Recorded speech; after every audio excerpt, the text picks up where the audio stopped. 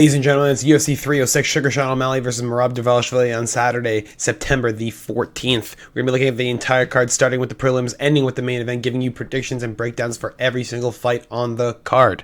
We're going to start with the first prelims right away. And if you guys enjoyed, drop a like and drop a sub. Let's get right into it. Raul Rosas Jr. versus Arichi Long as the first prelim. I'm going with Raul Rosas Jr. He's just superior in the grappling to Arichi Long. He's going to take him down incredibly early after maybe popping him with one or two strikes, but he's not going to stand with Arichi Long, who is a power puncher. If he stays on the feet, he's just giving himself away to a knockout, and he needs to stay away from that. And I think he knows that. He's 19 years old. He has very good coaches in his corner. He's incredible cardio. He understands the game. He has one loss to Christian Rodriguez, who's an incredible prospect in and of himself.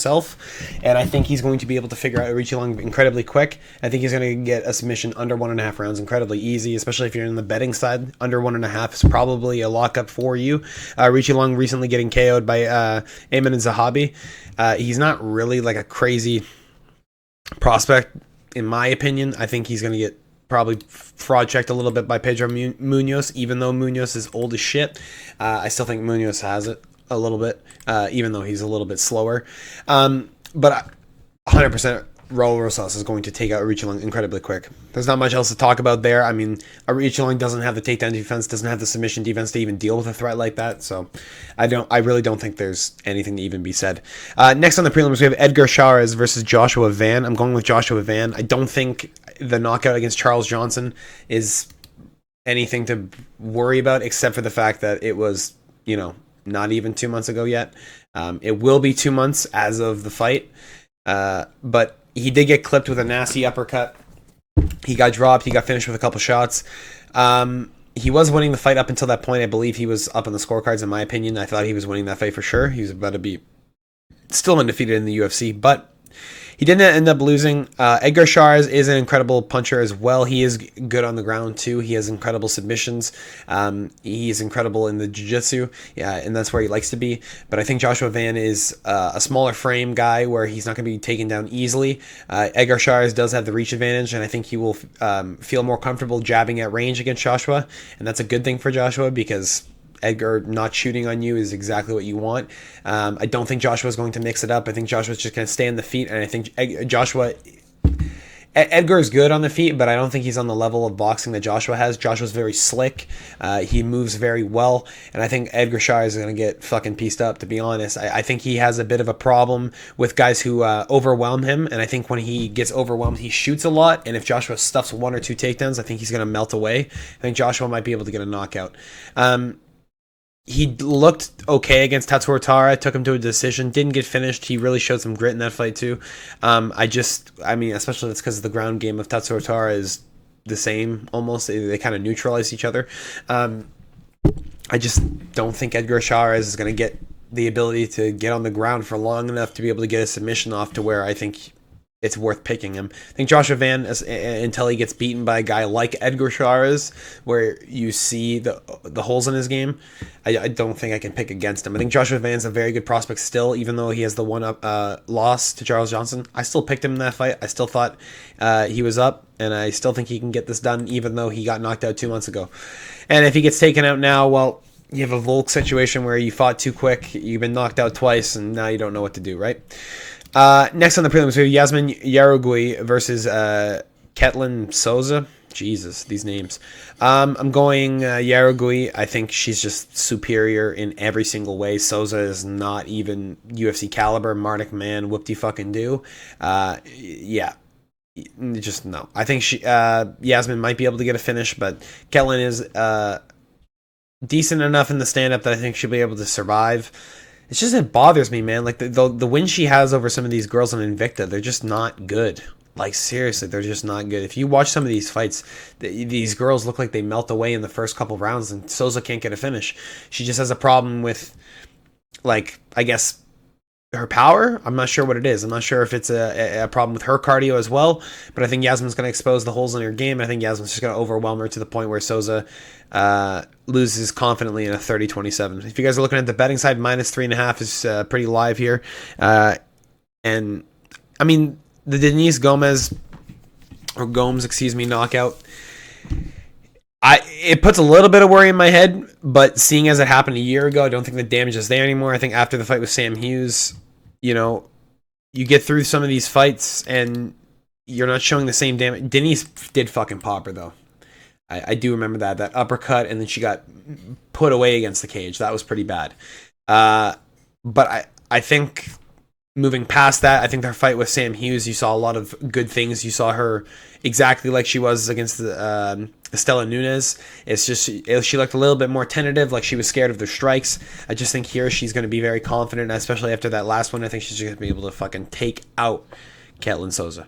Next on the prelims, we have Irene Aldana versus Norma Dumont. I'm going Irene Aldana.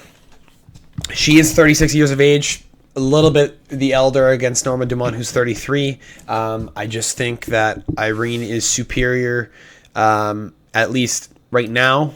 I think probably when she gets a bit older, the boxing of Norma Dumont would probably be overwhelming for her. But I think Irene Aldana, dude, her kickboxing is nasty. Her boxing is slick. She's number 2 for a reason. She's probably going to be fighting for the title again, I guess. Raquel, right? Yeah, fuck. I think she'd fuck up Raquel. I'm not going to lie. Kayla Harrison is kind of scary, but yeah, Irene Aldana would lose it. Fuck. Kayla. Excuse me. I was losing the name there. But I think in this fight against Norma Dumont, she's going to be able to pull through on the scorecards. I don't think this fight is getting ended early. Irene Aldana does have some nice KOs against some really decent competition. Macy Chasson, like you just saw, Yana Santos, a couple other girls, I believe, in her regional scene before she was in the UFC. I don't see an improvement in Norma Dumont. I see the same style every single time, and she's fighting people who I don't think are high enough caliber. Jermaine Durandamir is old as shit, right? Chelsea Chandler, like what even is that, right? Carl Rosa is I think, in my opinion, quite decent. I mean, I know a lot of people do not like her, but I think she's decent. But Norma fighting two, I guess, women's MMA cans, you can't give her the edge, right? You have to give it to Irene Aldana fighting Rosa, fighting Nunes and taking it 5 rounds, getting beat up in the process, you know, like getting her nose fucking bashed in, like taking all the punishment. As the retirement fight, Macy Chasson knocking her out with an uppercut right to the midsection, right to the liver, dropping her, following up shots. Yana Santos, I can't remember if that was a right or a left. I can't remember. I'm pretty sure it was a hook though that dropped her. Like, she just looks much more impactful than Norma Dumont, and I just think, especially seeing as they're similar in age too, I don't think there is any cardio difference. I think these girls are. It's still a coin flip. It's women's MMA. Over 2.5 looks good for you if you're betting. But Irene Aldana definitely, I think, is going to pull out the victory. Next on the prelims, we have Ronaldo Rodriguez versus Ode Osborne. And I'm a little bit conflicted on this fight. A little bit conflicted. Because Ode Osborne doesn't fake. He likes to throw the leg kicks. He likes to throw it down the middle. He likes to throw his combos, rush you down, try and mix it up.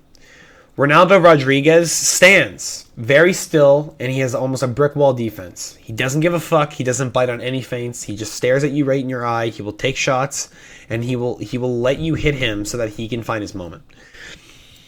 And that's a problem for Ode, a little bit.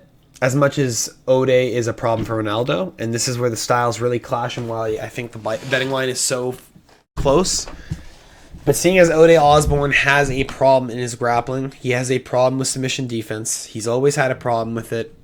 I don't know how much he's worked on it. He's gotten submitted twice in the first round in his last 2 fights against fantastic contenders, though.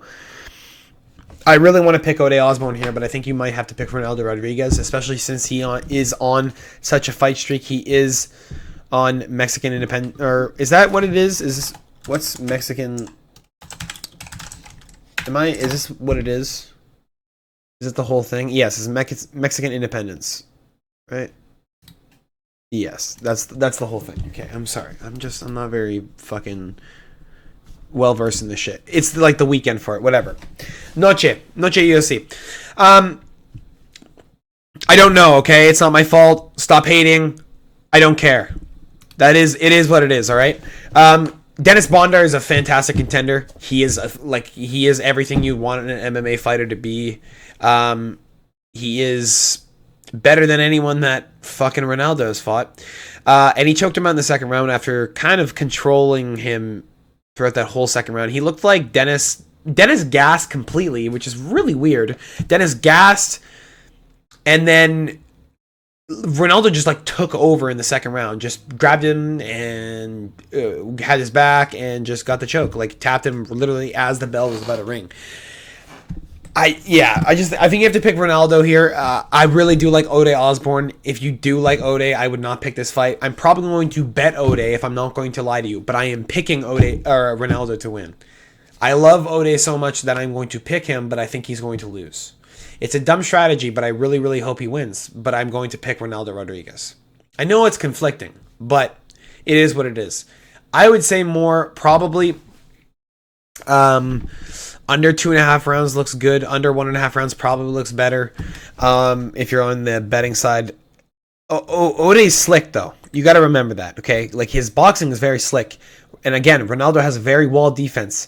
Very possible he gets tagged and fucking taken out by the Jamaican sensation. Okay? It's very, very possible. That's why it's interesting, right? That's why it's such close odds. That's why... Don't know why so many people are picking... Well, I do know why so many people are picking Rodriguez, but you can't count... Jesus Christ, I'm stuttering a lot. Ode Osborne out. You can't. It's just... A puncher's chance. There's always a puncher's chance, and those odds are correct, in my opinion. Sorry, that was the start of the main card? Dude, I am lost. That was the start of the main card. I'm lost. Next on the main card, we have Daniel Zellhuber versus Esteban Ribovic. And I'm going Daniel Zellhuber, or Zellhuber, whatever you want to fucking... I don't know how to say his name. Again, it's like, bro, I'm sorry, all right? Francisco Prado. That was a fantastic fight. I remember this dude. He came in short notice, right? I don't... fuck. No, I bet him. That's what it was. It wasn't short. Well, maybe it was short notice. I don't remember. I don't totally remember. It doesn't matter. It doesn't matter if he was short notice or not. That fight was a very good indicator of how I feel about Daniel Zellhuber. Whatever. Zellhuber is how I'm pronouncing it. If it's not correct, it's not correct. Daniel looked really good in that fight. He looked really good in the stand-up. He looked like he had a bit of a problem with some cardio at the end, but most of them do. I think he obviously knows that. Like, I don't think he needs a fucking idiot on the couch telling him fucking Monday night quarterbacking. Like, hey, let's go. Esteban just Terrence McKinney knockout. You can't rank that at all because Terrence McKinney literally fucking dies in the first round or kills someone in the first round anyway. Whatever, it is what it is. Kirk, I don't rank him at all. Kamala Kirk, whatever the fuck. Kamala Harris, I don't care. Kamala Harris is not ranked. Dog shit fighter, I don't care. Luik Radzhabov, also a guy that Esteban, if he is who everyone thinks he is, I don't think he should be losing to Luik Radzhabov, who gasses all the fucking time. This is the same guy who fucking... Yeah, he lost to Trey Ogden. You lost to Trey Ogden because you gassed out in the first round looking for a finish that you weren't going to get. That's who Luik Radzhabov is. And Esteban's the same exact way. He's going to probably look for a finish, and I think Daniel Zellhuber is probably going to take him to a long decision. I think he's just going to pop the shit out of him. I think Esteban's going to get beat up. I think he's going to lose all of his cardio after the first round. I think Daniel's going to take him to a war. I think he's just going to take him to deep waters and pop the fuck out of him. These guys are really, really good. I think these odds are probably correct. I think over 2.5 rounds is probably where you're looking at. If you're on the betting side, both these guys have good power. They're going to respect each other. I think Daniel's going to push the pressure, and I think he's going to be able to... He throws him straight to that midsection of Ribovic, which he keeps open all the fucking time. I think he drops his hands a little too much sometimes. Daniel does it on the same one on the backup, but I think Esteban has a bigger problem than Daniel at that point. I think Daniel's a better point fighter, so I have to pick the side of Daniel Zellhuber. Next on the main card, we have Brian Ortega versus Diego Lopez. I love Brian Ortega. I really want to pick him. And I think I'm going to pick him.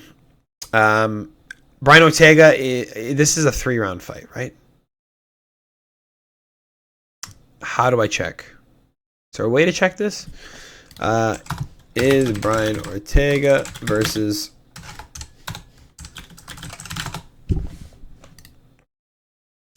3.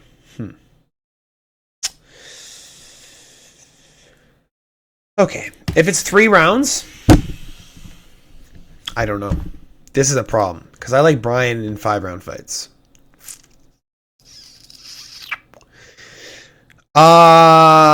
I'm going to pick the side of Brian Ortega. I think Diego Lopez is an incredible guy. I think he's really fucking good. I think he's a guy who it can be incredible in the UFC. I love Brian Ortega. I really, really like him here. I think the Volk loss is bad, but that was almost 3 years ago. He hurt himself against Yair, came back and choked him the fuck out. After rolling his ankle pre-fight, everyone saw it. The line dropped to plus 900 on him. I remember that live. He then got dropped twice in the first round, comes back in the second round and submits him in the third round in the first minute. If you can't see that he is game, you are blind as fuck. Get your eyes checked. Just go get some insurance. Go get some fucking free glasses. You can't see anything. Diego Lopez is... He got stopped by Mozavar Mavzar. Okay? This is the same guy who sits on him. He's also a guy who sits on people. He's the same guy who lost to Brito. Okay? He's the same guy. He's nothing different. Bro, he fucking knocks out Kenneth Glenn in Fury, and you guys think he's the fucking next big thing. Like... Knocking out Angel Rodriguez is not a fucking let's get him back in the UFC moment. Okay? It's just not what it is. You can see this record, right? Sadiq Youssef lost to Edson Barboza. He's fucking old as shit, dude. Pat Sabatini. I don't even like Pat Sabatini. Like I don't even rank him in my head. Okay? Gavin Tucker. Like, bro, what are these fucking wins? What are you ranking? You're ranking Dan Ige on what? 30 minutes notice? Fuck off. Brian Ortega. T-City is going to get a submission. I don't give a fuck. Diego Lopez is going to rush him down at some point. When he knocks him down, I bet you he will knock down Brian Ortega. He's going to rush in and get triangled. That's my guess. I don't rank him. I don't. Excuse me. That's not what I should say. I don't rank his opposition. Excuse me. Like, it's completely different opposition to what Brian Ortega has. Brian Ortega has significantly more experience in my head than Diego Lopez, and he has fucking 10 less fights or 13 less fights. Significantly more. High level. And Brian Ortega is in my opinion, a higher level roller than Diego Lopez. Diego Lopez is a guy who just looks for knockouts. He looks to fucking nuke dudes. That's what he looks for. He literally looks for it. He gets the submissions because of the setups, because of the punches, because of his power. And if he gets stuffed, if he gets stopped, I don't think he's going to be able to find a way through it. But, I'm sure people are going to disagree. I just think under 2.5 rounds. There you go. If you don't like it, suck my dick. Alexa Grasso versus Valentina Shevchenko, 3. I want to pick Valentina Shevchenko. Guadalajara.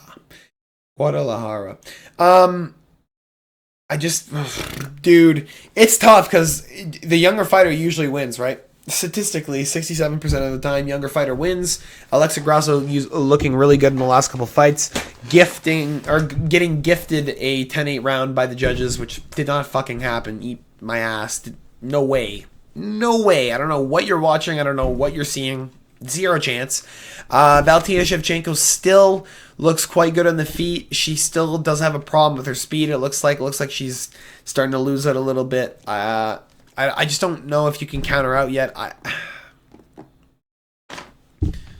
Everyone's picking Grasso. I would say I'd pick Valentina Shevchenko. I think she's going to be able to out-kickbox Alexa Grasso on the feet. I think she's going to be able to stop the takedowns. I think she's going to be able to keep Alexa Grasso in the range that she wants, in that, kickboxing range, that Muay Thai range.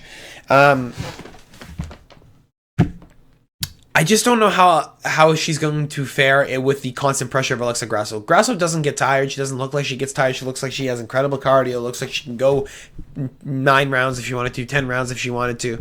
I fear for Valentina and her cardio, and I think if it keeps going the way that the last fight looked, she's not going to be champ much longer if she does win this fight. I just think she might be able to pull it off as a last hoorah at 36 years of age. I think she still has it. I think she still has obviously the power's the last thing to go, but I think she still has the boxing to be able to keep Alexa Grasso on her toes and being able to keep her guessing. And I think she has the takedown knowledge of the last 2 fights to be able to keep her off of her. And I'm going to keep that at that because I don't know. There's not much else you can say about these girls. Like, it's going to be the same as the last 2 fights. You've already seen the last 2 fights. And Valentina was winning that the second. I thought she won the second fight or third fight. How many is this? Second fight. So, whatever. Next is the main card. If you guys enjoyed, drop a like, drop a sub. I'll be streaming this on Saturday, and I'll be doing a new video on Thursday for what is it? The MMA news recap that I had. There you go. It's going to be like 5-10 minutes. Probably not that long. Sugar Sean O'Malley versus Merab Dvalishvili. I'm going Sugar by knockout, right knee, after Merab shoots in for a takedown. A lot of people are saying Sean by Darce. No. Sean has the same odds as winning the lottery as he does getting a Darce choke on Merab Dvalishvili, I think. I think Sugar's just going to knock him out. I think Merab is going to constantly go for a takedown that he's not going to be able to hold. I think if Sugar does get gas, I think he'll be able to hold him down for the rest of the fight. But I think in the first couple of rounds when Merab is looking for it, Merab always gets clipped in the first round. He's very hittable. He favors his cardio more than he favors his chin. He'll run into you even though he gets clipped. He expects his chin and his cardio to hold up to where he can recover and to where he can get into a dominant position like he did against Henry Cejudo, like he did against Morales, like he did against I think he did it against Jan too. Jose Aldo pieced him up a little bit.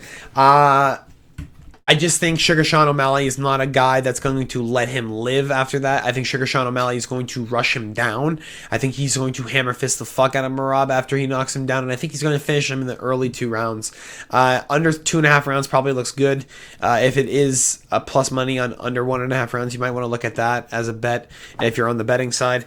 But Sugar Sean O'Malley is just superior, in my opinion. After that Aljamain Sterling fight where Aljamain didn't even shoot, I can imagine Merab's going to shoot quite often. I think he's going to do the game plan we all thought he was going to do to, we all thought Aljo was going to do to Sean in the first place.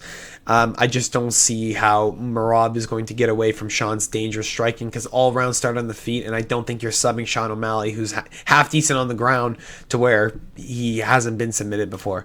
So, you know, a lot of people are going to pick Merab. The line's going to swell. I'm sure Merab might be his favorite by the time the fight starts. Dude, he's a decision guy. And if Sean's taking it 5 rounds, Merab's going to take damage. And the damage that Merab is going to take is going to be more significant than anything that Merab's going to put on Sean O'Malley. So, if judges look at damage, you're going to see a decision for Sean O'Malley anyway. So, I would bet the side of Sean O'Malley if that's what you're doing. I'm going to leave you guys with a parlay at the end. If you guys enjoyed and you guys want to follow along on it, do it. Drop $5. Maybe it pays you like $100. I'm not sure. I'm just going to give you it. I don't know what the odds are. But this is what I'm going to play. We're going to go Joshua Van. We're going to go Raul Rosas Jr. submission under 1.5 rounds. We're going to go Ode Osborne, Ronaldo Rodriguez under 2.5 rounds, and we're going to go Daniel Zellhuber, and then you can use the money that you win on Brian Ortega and Alexa Grasso, or excuse me, Brian Ortega, Valentina Shevchenko, and Sugar Sean O'Malley by knockout. Just saying. That's what I'm going to be doing. And if you want to bet the full card, just follow the predictions. There you go. Hopefully you guys enjoyed. That's all I got for you guys today. And I hope you all enjoyed the card. I'll see you on Saturday. Peace.